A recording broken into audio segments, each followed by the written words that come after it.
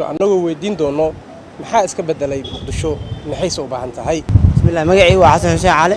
Muqdisho aad iyo aad nabad iyo farxad ku joognaa waxyaabo badan iska bedelay bilicdeeda sida wadooyinkeeda kaleete waxbarashada oo kaleete aad iyo aad magaalada oo ku faraxsanahay inaan joogno isdhexgalka bulshada iyo ciidamadaba ya amnigeedana aad in si adka intaas in ka badan waa ka rajaynaa madaxdeena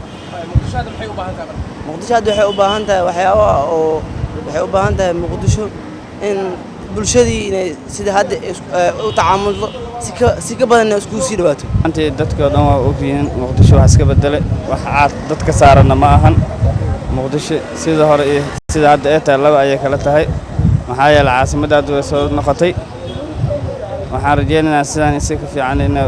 sii noqoto magaalada Muqdisho hadda waxay u baahan tahay amniga si fiican loo sugo iyo ciidanka si fiican loo taakuleeyo si amniga u sugaan